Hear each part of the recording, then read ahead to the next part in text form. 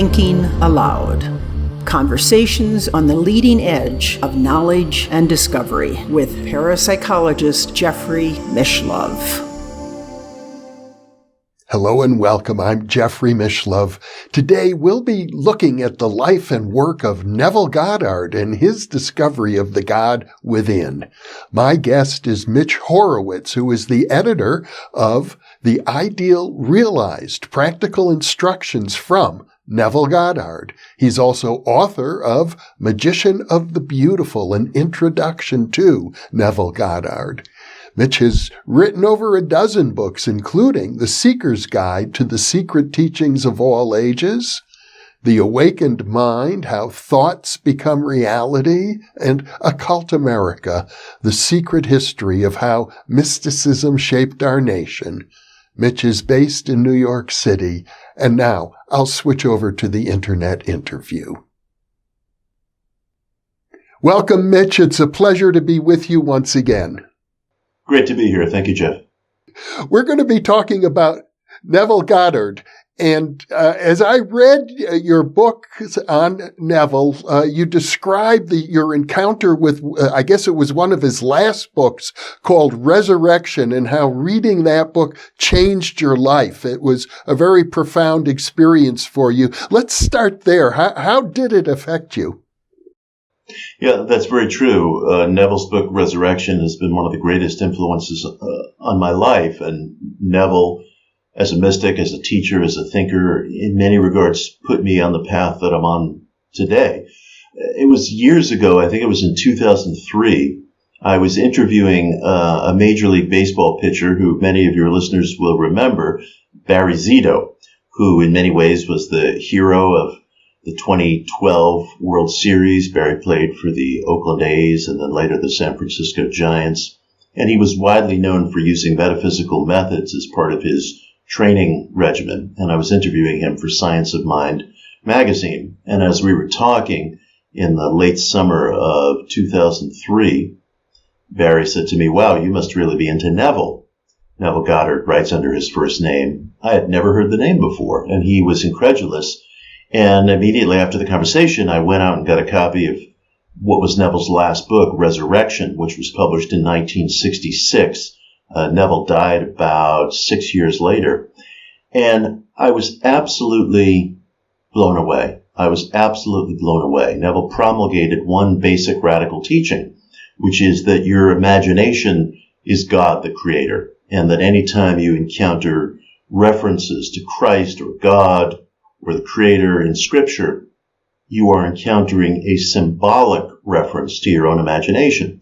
And Neville taught this in the most literal sense and taught that everything that you experience is your own emotionalized thought pattern projected out into the world. Everything that you, the individual, experiences is thought concretized, to the extent that if one follows Neville's teachings, you could say there's no Mitch here. Whatever you're experiencing, whatever your listeners are experiencing is a projection of their own emotionalized thoughts. And so you could say that there's no Mitch here, and that this message is reaching you, the listeners, simply because you're intellectually prepared to hear it at this point. And not only was I touched very deeply by Neville's teaching, but I was touched by Neville as a persona. There was a solidity about him. There was a nobility about him. There was a seriousness about him. And I very often get into a teaching system based first upon my impression of the individual seeker or teacher who's offering it. And I was just overwhelmed with the impression of Neville. He spoke in this beautiful mid-Atlantic accent, which he picked up in his boyhood on the island of Barbados. He came from a British Barbadian family. And there was just a serious and solidity about the man. He wrote about 10 books, delivered hundreds upon hundreds of lectures. And in every book and in every lecture, he restated the same basic theme that your imagination is God, or your imagination is the creative element of life in totality. And it never sounded old. He had the capacity. I've only seen this maybe in Ralph Waldo Emerson and Jiddu Krishnamurti he had the capacity to restate one core thesis over and over again, and yet every single time it sounded fresh. So I fell into the experience of Neville's work.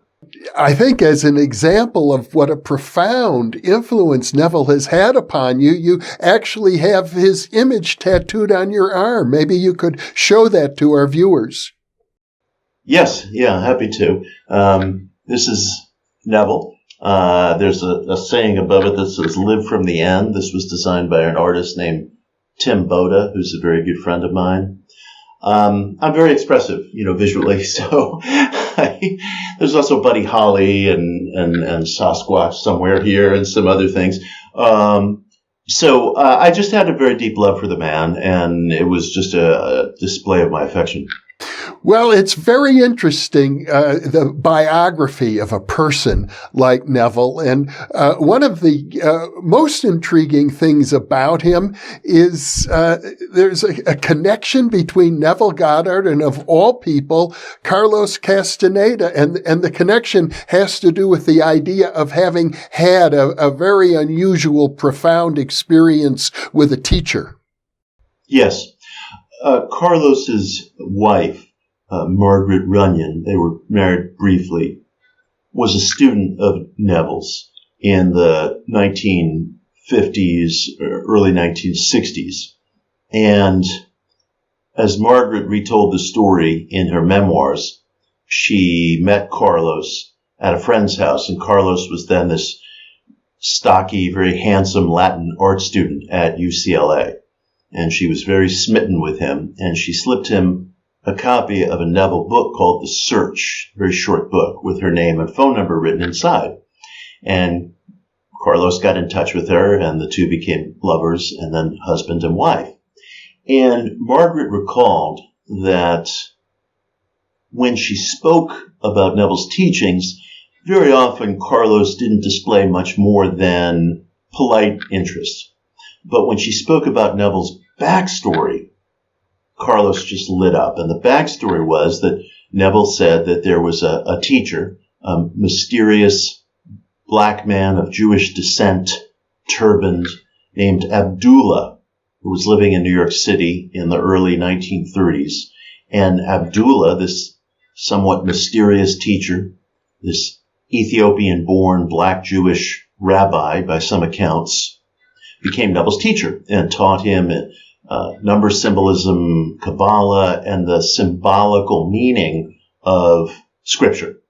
And Margaret recalled that when she spoke about the presence of this mysterious teacher in Neville's life, that's when Carlos started to lean forward. That's when Carlos started to listen. And of course, it was a few years later that Carlos produced his own books, which became enormous bestsellers. You could find them in just so many households across America, where he described his own tutelage under a Native American shaman named Don Juan. And Carlos obviously has long been a controversial figure because some people felt that the historicism behind his books was invented, it was made up, that Carlos just created his own backstory. And that may very well be true. It's very likely that Carlos certainly did so, at least in some cases. Carlos may have created Don Juan as a device. Don Juan may have been a composite. Whatever the case may be, I've always found Carlos's teachings just extraordinary and compelling. And different friends of mine, including Michael Murphy and Jacob Needleman, have said to me that they had the same impression, that when they met Carlos, he was a very likable person, very affable person. They couldn't vouch for everything that he described as his backstory, but they felt that there was a substance and a presence to the man, and that very early on in his career, he had his backstory assembled in a way that was quite compelling. So Margaret surmised, or at least I'm inferring from her account, that Carlos may have taken some direct inspiration from Neville and his backstory. Neville apparently had a very unusual connection with this teacher, who is still, I gather, somewhat mysterious. I know you've worked hard to try to identify him, and you've come up with a very reasonable hypothesis that almost seems to fit. But what struck me is the idea that when they first met, Abdullah said to Neville, you're 6 months late. I've been expecting you. Right, that was the famous story. Neville said there was a friend of his, a Catholic priest, who implored him to come see this man Abdullah.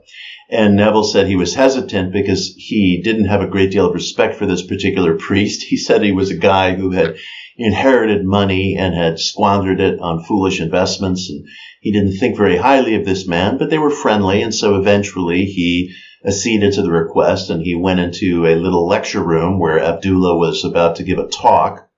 This was in 33, and Abdullah said to him, "Neville, you're 6 months late.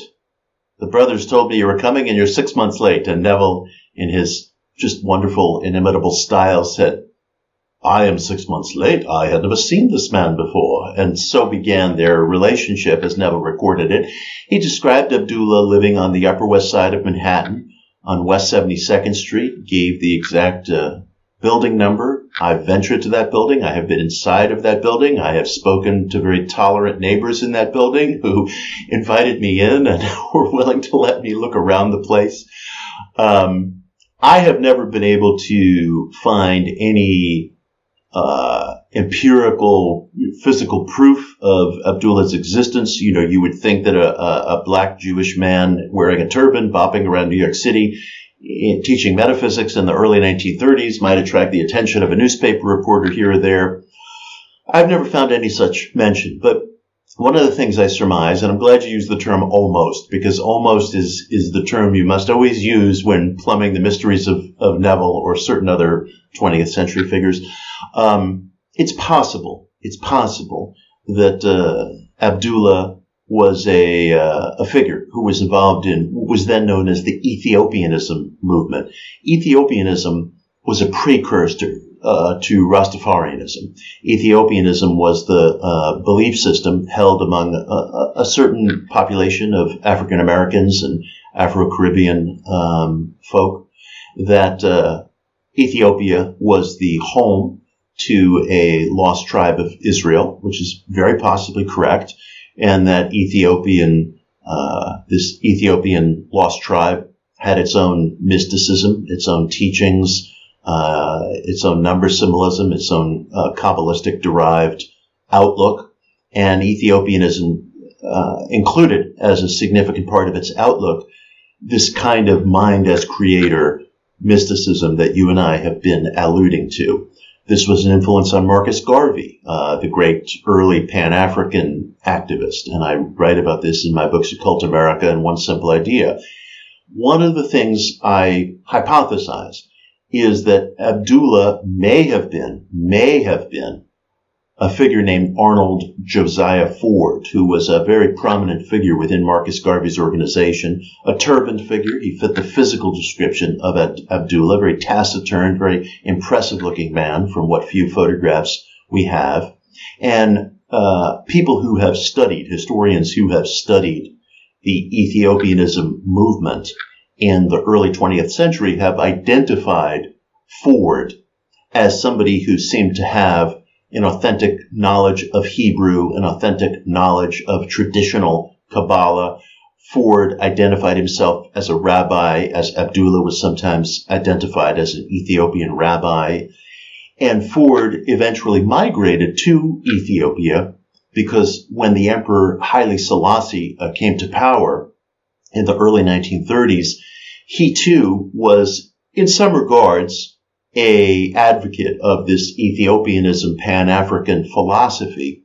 And Haile Selassie offered land grants to African Americans who were willing to migrate to Ethiopia. And so Ford was among a handful of folk who took up Haile Selassie, the Ethiopian emperor, on this offer of land grants, moved there, died soon thereafter. And the reason why almost is important is not only because one just simply can't know. I mean, this is just me hypothesizing. I'm trying to do a reasonable job of it, but the timelines do not exactly match up, and that is the leap that cannot be made. The timelines don't match up. I've been able to demonstrate through migration records that Ford and Neville were in New York City at the same time, and would have been able to meet in 1933. But Ford did leave New York City in late 1933, early 1934, so they wouldn't have been able to study for the 5 years that Neville said they studied together. So, I can't say that I'm correct. I can only say it's just one hypothesis, and there are certain mysteries that just have to be referenced with the word almost. Well, let's talk about Neville's discovery of the God within, that imagination. Our very imagination is divine, is the creative power of the universe within us. Well, Neville's contention, and one of the things that makes him so exciting as a figure, is that he's not describing any of this in metaphor. Neville is asserting with absolute plainness that you, the individual, are the creator clothed in human flesh. You have fallen asleep to the nature of your own infinitude, and you will go through this life eventually coming into realization of the causative or creative faculties of your mind, and then you will be crucified, so to speak, on the cross of awareness when you finally will be able to come into a full understanding of the divine nature of your own being, and you will rejoin with the source of creation, which you already are, but you are slumbering to that reality. And the exciting thing about Neville, and the confounding thing about Neville, and the challenging thing about Neville, is that he equivocated on none of this. His contention was absolute, that everything that you are experiencing, every relationship, every occurrence within your life, is self-created. So there's a kind of extremist self-responsibility within Neville's teaching. And it can be very difficult because, as I often make note of, we experience many different laws and forces. If I stub my toe, I will experience pain. I will experience mass. I'm experiencing you, Jeff, right now. Your listeners are experiencing the two of us. And it feels as palpably real as time itself. At the same time, we are also aware, even if we're not capable of experiencing it hour by hour, minute by minute, that linear time is illusory. We know this is illusory, and we have known this for generations since Einstein, and we understand, and we can do calculations that prove and demonstrate that time literally slows down when moving at or near light speed or in environments of extreme gravity. These are facts. So we know that linear time in essence is a device. That doesn't make it any less real to me or to you. We have an interview at a certain time. I have to show up here, or I've inconvenienced you, And yet we also know that it's not real, that it's an organizing device that we use. It's not absolute in the final sense. So I would argue, I agree with Neville. There are many reasons for that, some personal, some macro or expository, that mind is ultimate reality. But we also have to contend with the material experiences of the world in which we live. Well, I gather that Neville advocated the use of affirmations, the use of not just affirming verbally, intellectually, cognitively, but getting into the feeling of what it is you wish to affirm for yourself, and that by so doing we can manifest in our lives things that are, one might say, in accord with our highest aspirations. Yes, exactly. Neville had an expression: an assumption, though false, if persisted in, eventually hardens into fact. I think many people would agree with that. The extent to which one is willing to follow that logic is another question. But Neville's contention is that emotionalized thought and mental pictures are the manner in which the psyche creates. And his prescription, very simply, was to identify something that you wanted, go into a state of physical stillness, a meditative state, or even a drowsy state, the so-called hypnagogic state, that relaxed state you enter just before drifting to sleep at night, and run through your mind a scene that you are in, of whatever circumstance it is in which you wish to find yourself. Don't view the scene as though you're watching it up on a screen somewhere. Experience yourself in the scene. So Neville would say, if I wish to climb a ladder, I don't see myself climbing a ladder. I climb. I feel the rungs of the ladder in my hands. I feel the weight of my body on the rungs below me. And he said to run this scene through your mind as long as it feels natural, and then allow yourself to drift off to sleep, if you're able to drift off to sleep. Maybe it's at night. Neville would do it at 3 o'clock in the afternoon, just after eating lunch. He would often consume a bottle of wine with lunch. He was not ascetic. And Neville used to say, smoking I never got. Drinking, that I got. And so, he wanted the individual to feel a sense of joy, joie de vivre, participation in life, in all of its pleasures. And he rejoiced. He rejoiced in the success of his students as well. Once in a while people come to me and say, hey, why do you have that tattoo of Neville? He said, don't make any graven images unto me, and so forth and so on. And my response is always that every time Neville would encounter one of the creative acts of one of his students, and many of his students were artists and writers, fashion designers, he reveled. He reveled in the success and the expression of his students, and the affection that coexisted between the man and his students was just palpable. You could see it in photographs. So Neville felt that you run a scene through your mind so long as it feels natural, and that scene will come to you. There might be a period of gestation, and later in his career he talked more frequently about a gestation period, just as it takes a human life 9 months to gestate, a horse 11 months to gestate, a chick 30 days to gestate, a goat 3-4 months to gestate. There would be a gestation period, but that this would come to you. And I've experimented with that most of my adult life.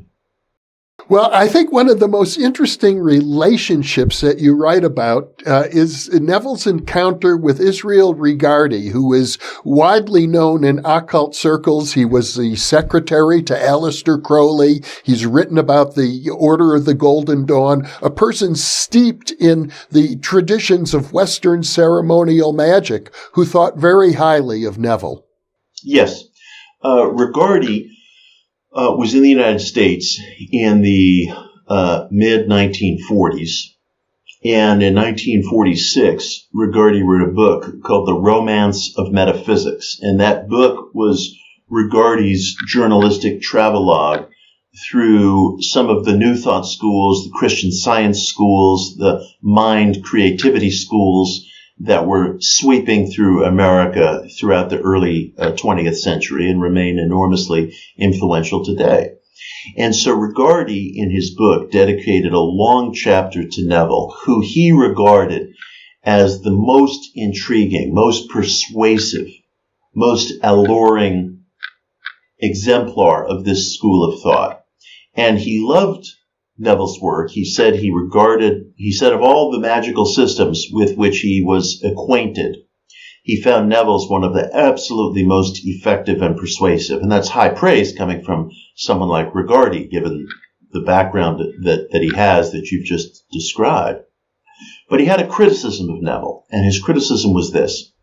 Neville, he wrote, had a natural ability to enter into an emotionally suggestive state. Neville, by training, was an actor and a dancer.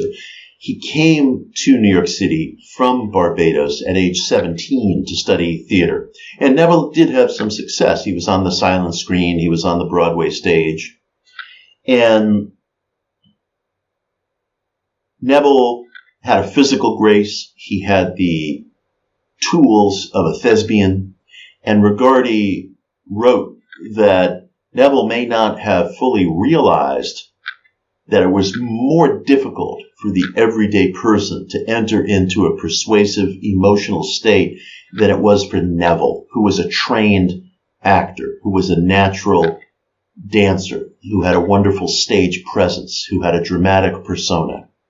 And he said that he felt Neville's system perhaps required more training than Neville had brought to it. And Neville's methods, part of the allure of Neville's methods is that they're so simple. They're so beautifully, beautifully simple. And Neville would challenge people, go home tonight, prove me wrong, try the exercise that I'm prescribing to you and see if it doesn't work. Prove me wrong. And Rigardi felt that Neville perhaps needed to go further in terms of training. There's a book I have out now, a book of Neville's work that I edit and introduce called The Ideal Realized. And in that book, I make an effort to come to terms with Rigardi's criticism, which I take very seriously. And I go through Neville's work, and I select all of the practical methods that he talked about across the entire arc of his career, from when his first book appeared in 1938 called At Your Command to his final lectures delivered in some cases just months before his death in 1972. And I try to distill the fullest range of practical exercises. And I also add some of my own thoughts and insights, because the fact is, and I have this critique of New Thought in general. There are many times where the individual is in a state of profound grief, profound duress, suffering from addiction, suffering from some heart-rending event, and it's simply not always possible for us as individuals to enter into a feeling state at will, or at a moment when such an approach is most needed. And we sometimes make the mistake in working with New Thought methods of conflating thought and emotions. The mind and emotions are two very different things. They run on different tracks. I could vow not to get angry, and my neighbor does something that irritates me, and whatever my wonderful vows have been, the emotions take over. A great teacher once said that pitting thought against emotion is like pitting steam power against nuclear power. The latter will win out every time. And so I think there are periods in an individual's life, especially when suffering is present, where additional help is needed to enter into this feeling state. Or it may be necessary to ask the question and to experiment with methods about whether one can create without necessarily being in the feeling state. These are questions we have to answer, where these philosophies just become stagnant. They become museum pieces. My love for Neville expresses itself as the love of one adult for another adult. I don't wish to elevate him or see him as a cosmic daddy. I wish to engage with him seeker to seeker. And there's no being of all the teachers I've studied who I wish was present today, who I could talk to and who I could relate to. And Neville, of course, would say, you can talk to me. You and I are the same. We're both fragments of the Creator. And so I'm attempting as best I'm capable of dealing with some of these issues. And I think Rigardi framed them very well. The point that Rigardi is making is that for many people, a step-by-step technique is essential. Just to say, you are God if you go within, if you feel the feeling, and if you imagine what you can conceive and believe you can achieve. You hear so much of that in the motivational world today. It's a very American philosophy, but many people are critical of it because it seems as if the ones who are achieving are the motivational speakers who are selling audio tapes and the like, and not necessarily people who follow that practice. And another critique is it becomes all about money at some point.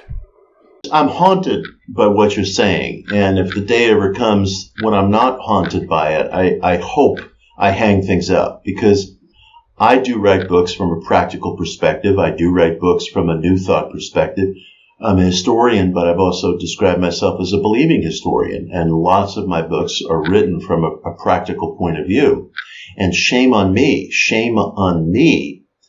if I'm the one who's benefiting from promulgating this philosophy and the end user is not benefiting.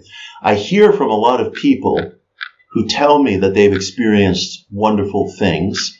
I sometimes hear from people who are disappointed. I want to hear from people who are disappointed. I am not trying to hide from any of this. We're all in this together. I feel absolutely certain that our minds have causative properties. And there are many, many reasons for that that go beyond the testimony of seekers, although I take the testimony of seekers very seriously. I don't use the term manifest. I use the term select. And I think that ideas that we're seeing coming out of quantum theory, psychical research, neuroplasticity, among other fields, relativity, string theory, some of the furthest reaches of placebo research, make it inescapably true that the mind generates a physical force. There's no question about that. The question of the conditions under which we can experience that is a more live question for me, which is why methodology is so important to me. There's no doubt in my mind that these methods enrich the life of the individual. But there's also no doubt in my mind that since the death of William James in 1910, who cared very deeply about what he called the religion of healthy mindedness, which is exactly what we're talking about, since James's death, New Thought, broadly speaking, has not matured, has not grown. It's done a better job of popularizing itself through books like Power of Positive Thinking or The Secret or what have you, than it has of refining itself. And I feel it falls to each generation to refine a practical philosophy of any kind, whether it's Stoicism, whether it's Transcendentalism, whatever it may be. The religions themselves do not stand still. Catholicism doesn't stand still. Judaism doesn't stand still. Evangelism, Protestantism doesn't stand still. Protest is the root of the word Protestantism. Why should New Thought stand still? We're living in a generation that is dealing with end-of-life issues, with a pandemic, with managing chronic pain. You can defer to that old-time religion and just say, well, it's all in the mind. And that may be true in some ultimate sense, but in terms of Tuesday at 2 o'clock in the afternoon, in terms of the hours of day-to-day life, we experience many laws and forces. And if New Thought doesn't have a theology of suffering, if New Thought doesn't have a theology that encompasses the experience of materialism, the experience of physical demise, to which there has never been an exception, not something that's quoted out of a decision that someone else made, but that grapples here and now with the experience of physical decline, it is incomplete, and it cannot be a compelling total moral philosophy. So my wish in my work is to help New Thought and help myself reach a level of maturity that I think has been neglected over the past several generations. Since you mentioned demise, Neville died, as I recall, in 1972 at the age of 67. Now, I think at 1972, that was about the average lifespan. It's since expanded, but if you look at his life, he was married twice. You refer to a daughter that he had who doesn't want to have anything to do with people who are following his teachings. Would you say that he was able to exemplify the very teachings that he offered to the world? I do think he exemplified them, and that's one of the reasons why I have such affection for the man. I've done some forensics work on some stories that Neville would tell, and I found them to be logistically all true. Neville spoke of being drafted into the army during the Second World War, and he was somewhat older. He was in his late 30s at that time, but men were drafted into their 30s at the height of the war. He had a young daughter, Victoria, who you were just referencing. He was living in Greenwich Village with his family. And he didn't want to serve in the army. He wanted no part of it. He wanted to be back home with his young family. And he told stories in several lectures that he requested a discharge and, of course, was told no. And he said he used his methodology, went into this feeling state, and then, lo and behold, out of the blue, was given an honorable discharge. And I thought, well, how can that be true? And I went back and I checked Army records. I'm asking myself, here's an athletic man in the prime of health, at the height of the war effort. And I find his Army records match up exactly with what he claimed, logistically at least. And his final pay stub in the U.S. military, I believe he was discharged in March of 1943. This is the very height of the Second World War. It's about 4 months after his being drafted. He was discharged to return to a, quote, vital civilian occupation. So I contacted an Army public affairs officer, and I explained what it was that I was after, and that this man was a metaphysical lecturer. And I said, why would somebody be discharged as a metaphysical lecturer returning to a vital civilian occupation? And he said, well, we don't know. Unfortunately, 1 year after Mr. Goddard's death, his records were destroyed in a fire at some Army record-keeping facility. So that was that. But there was a profile of Neville that same year in September of 43 in the New Yorker magazine, not a magazine known for its occult passions. And to my surprise, they had this extended 8-page profile of Neville, probably one of the only times the New Yorker has ever run a profile of an explicitly occult or esoteric figure, living figure. And there he was, back on the speaking circuit, bopping around New York City. Everything he described lined up. And there are several such cases. More important than that, my sense of Neville is I know he had a family and relationships and friendships, and he traveled. There was a fullness of life about the man. And so I would have to say on all counts, he does seem to have fully lived out his philosophy. How about his death? Do you know anything about the way in which he died? He died in West Hollywood in 1972. The official cause of death was reported as a heart attack. His body was returned to his home island of Barbados, where he was buried in the town of St. Michael in Barbados, where he's from. And not much else is known about his death. I can say the following. He was a fairly obscure figure when he died. He was not widely known at that time. He was not widely known for many, many years after his death. Towards the end of his life, Neville's message moved away from the mind as money magnet, something to which you were alluding before. And not that I have any problem with that, but his message moved away from that and more towards a more mystical vision, where he told a story of experiencing a rebirth from within his own skull, Golgotha being the place of the skull. And there are many precedents for this within myth and parable of a god being reborn from the skull of another being, and that he experienced this rebirth from within his own skull and experienced several other mystical episodes and unveilings and revelations that brought him into a fuller sense of himself as God the Creator, something that is true of all of us. He would emphasize again and again, this wasn't some megalomaniacal vision. This was, as he saw it, the human destiny, and that everyone would eventually experience this.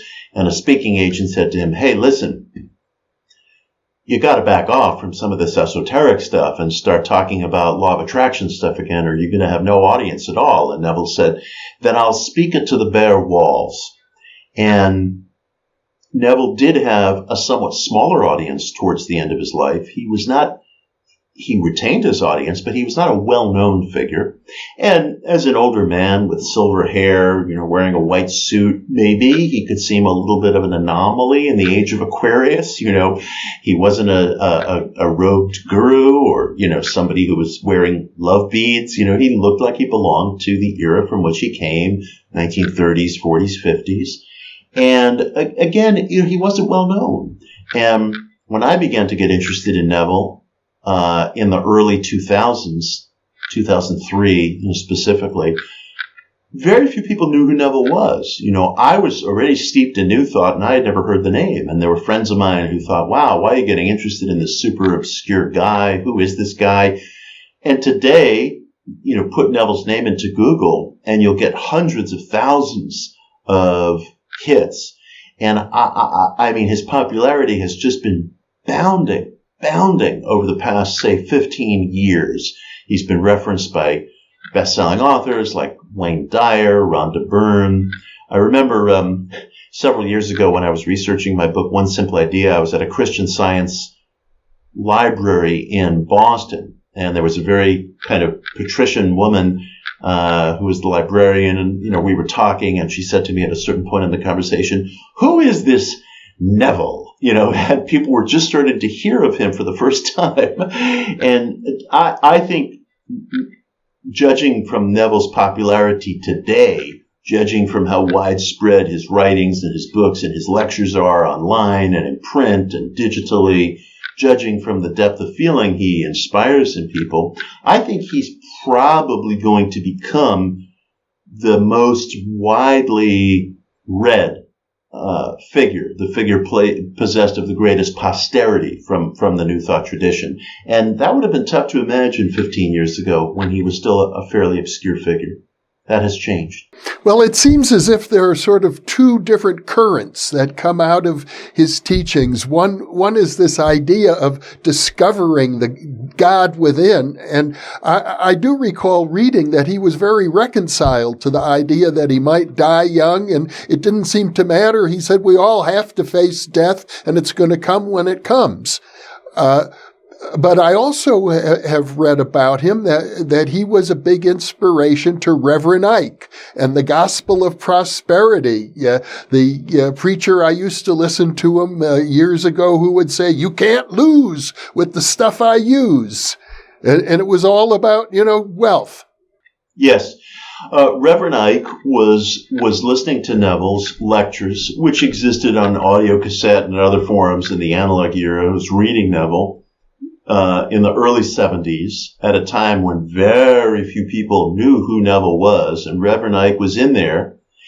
I have to say, Jeff, I must offer a word of defense of Reverend Ike, because some people feel that he was exploitative. Some people feel there was something distasteful about all the talk of money all the time.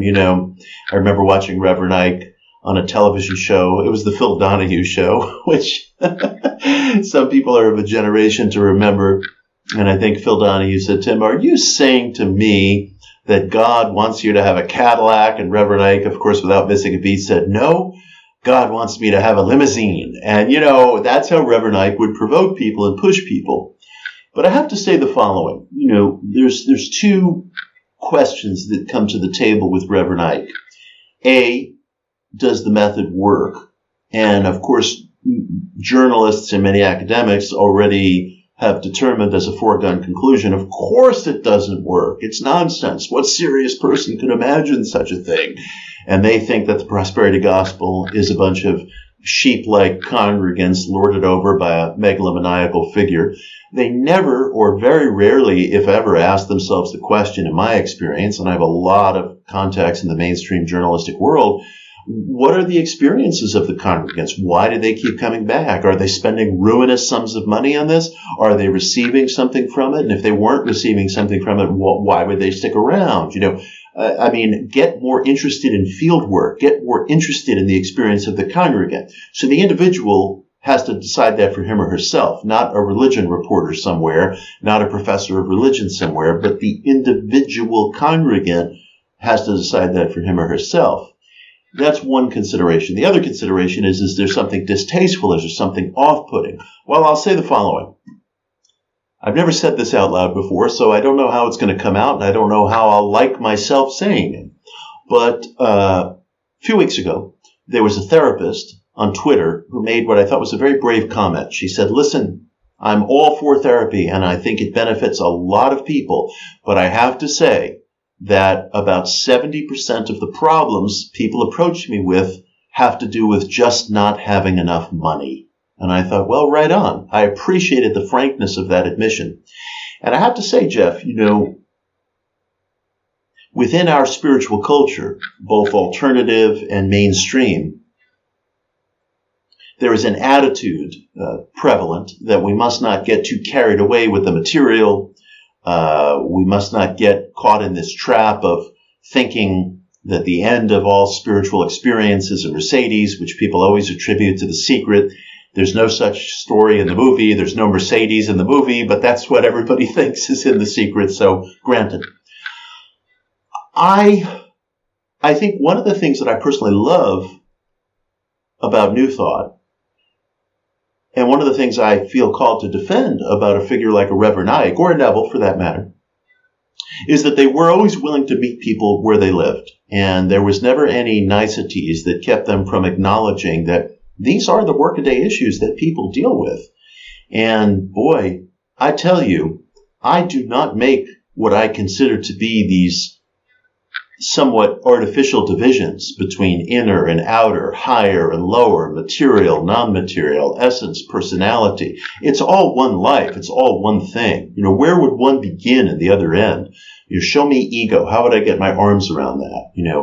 Contrast egotism to altruism. Let's say those are polar opposites. Well, there's a very big gray area in there, and human motives are very complex.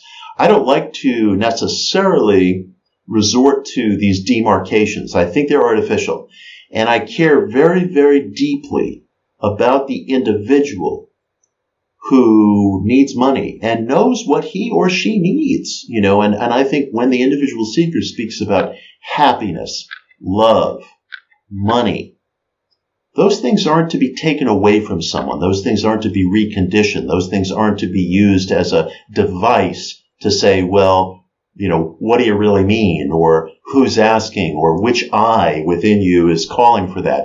I believe that the mature individual, the sensitive individual, is capable of knowing what he or she wants. I believe a sensitive 12-year-old is capable of knowing what he or she wants. I don't want to dictate to somebody from my position what I think they should be wanting. I may want the same thing that they do. So I know Reverend Ike, and he's the most dramatic of all these figures. I know he could provoke, and I know that was part of his approach. But I admire the willingness to meet people where they live. Well, as I recall, Neville, in his description of that process of entering into the feeling of that which you aspire for, made a point of saying everybody is going to do it differently. They have to do it from wherever they are at their particular station in life. Yes. And Neville said towards the end of his life, you will experience all the things of the world of Caesar in this incarnation or another. He believed that there were recurrent incarnations until we reached a point of self-awareness.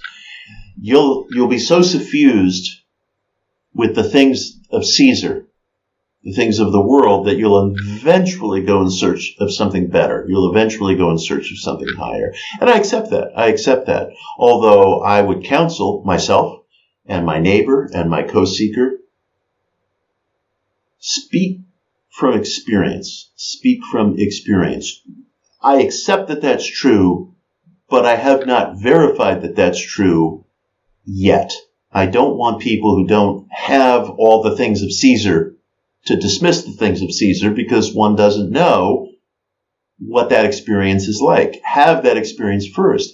There was a great Sufi teacher, Hazrat Inayat Khan, who was once asked by a student in the early 20th century, is it necessary to renounce wealth in order to attain spiritual awareness? And Hazrat said, well, do you have wealth? How can you renounce what you don't already have? And so, I appreciated that answer to the extent that, let's not imagine I know what I would do in situation X, Y, or Z until I'm actually in that situation. To talk of renouncing wealth or to talk of aspiring to something that goes beyond the world of Caesar is just theater, unless one is actually in the position to do that. Well, I gather that part of his philosophy, you've described it as a serial universe. It has to do with rebirth, and it even has to do with the idea of the universe itself being born and reborn over and over again, as opposed to the idea of multiple universes everywhere simultaneously. In the late 1940s, before all this quantum theory was popularized, Neville said to an audience in Los Angeles, someday, scientists will explain to us why a serial universe exists. But what we are concerned with right now is how to use that serial universe. Now, he uttered those words, I think it was 1948, which was quite remarkable because at that time, this stuff was not popularized. I'm not even sure the many worlds theory, as we reference it today, had been ventured yet. I think it was the physicist Hugh Everett who ventured it several years later. So Neville had just a tremendous comportment in his language and concepts and ideas with quantum theory. And I remember when I was writing my book, One Simple Idea, which is a history of the positive mind movement, I worked really hard as a layperson to understand the Schrodinger's cat thought experiment and to understand some of that material. I'm not a physicist and I am not a student of physics, but I am a very dedicated layperson. And I worked very, very hard to really, really get a correct understanding of that. And I'll tell you, it comports with Neville's outlook. It comports with Neville's outlook. Again, we are going to experience materialism. We are going to experience physical demise, and we have to have a outlook on life that allows us to navigate that world too. But the marriage between Neville and quantum theory, I think, is one of the things that's going to make Neville into a figure of the greatest prominence of 20th century New Thought figures. Well, Mitch Horowitz, what a pleasure to share with you your passion for this wonderful New Thought teacher. I'm just delighted that we've had this time together. I'm also happy to let our viewers know that we plan even more discussions on the New Thinking Aloud channel. Mitch, thank you so much for being with me. Always a pleasure. Thank you, Jeff. And for those of you watching or listening, thank you for being with us.